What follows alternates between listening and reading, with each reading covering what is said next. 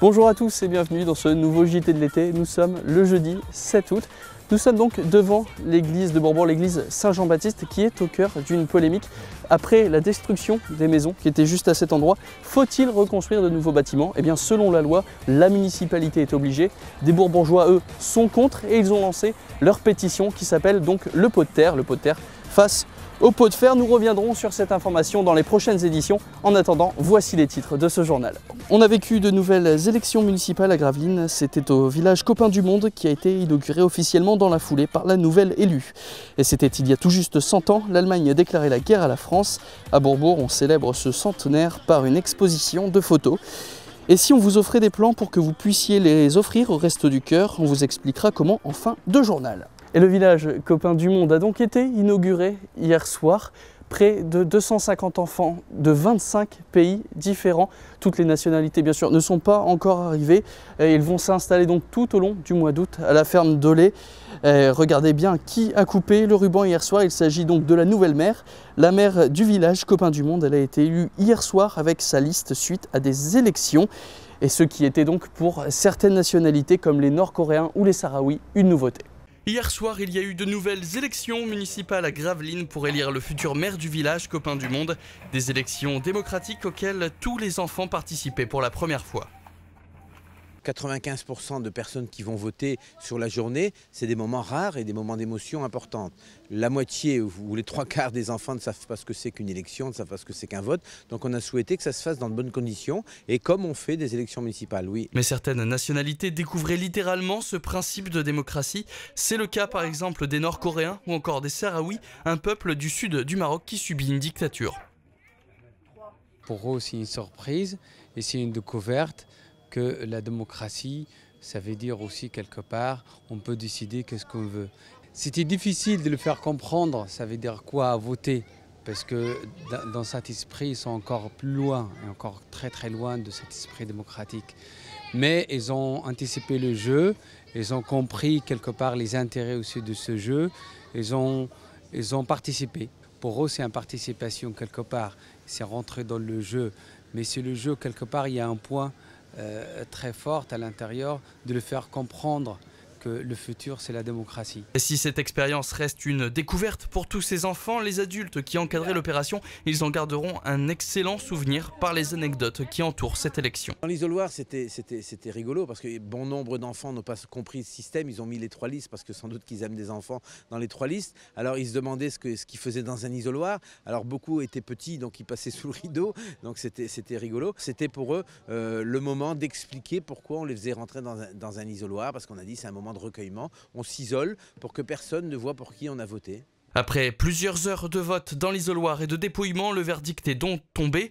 Rokia, originaire de la région parisienne, a été élue et elle pense déjà à sa première mesure, faire en sorte que toutes les nationalités puissent se mélanger lors de leur séjour dans le pays des droits de l'homme. Le 3 août 1914, l'Allemagne déclare la guerre à la France. 100 ans plus tard, l'association Part de mémoire de Bourbourg retrace à travers une exposition photo la vie des soldats, notamment dans les tranchées, mais aussi dans les centres et les établissements de soins. Cette exposition, vous la retrouvez donc ici, sur la place du marché aux chevaux, juste à cet endroit.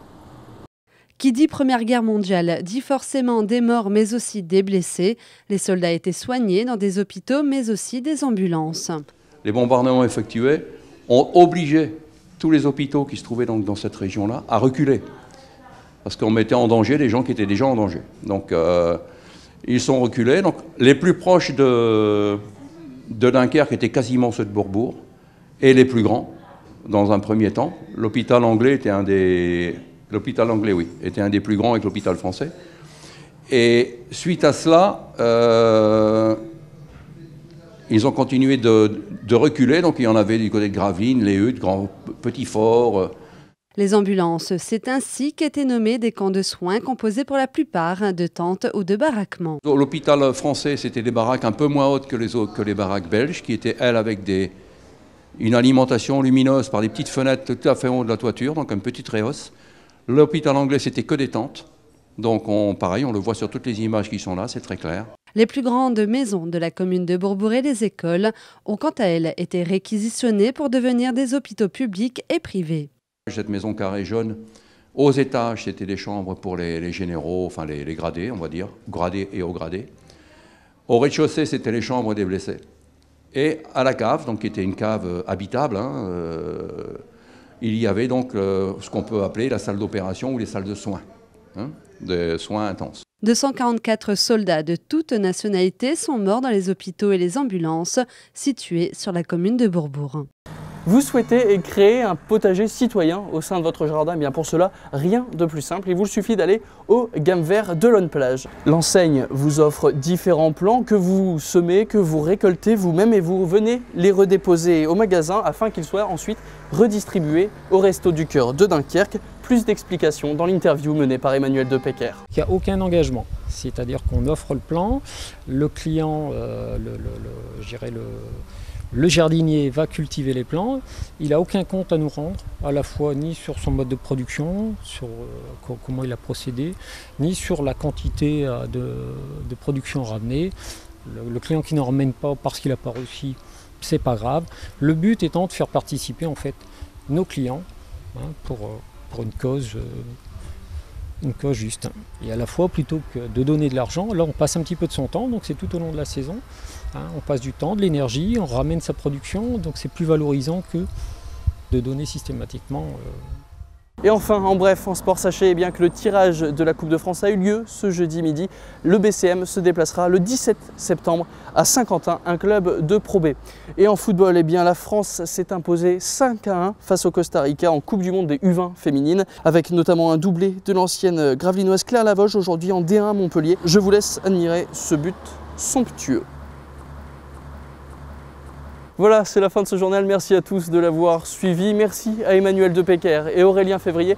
La suite, c'est donc mardi prochain pour un nouveau JT, toujours sur Delta TV. Très bon week-end à tous.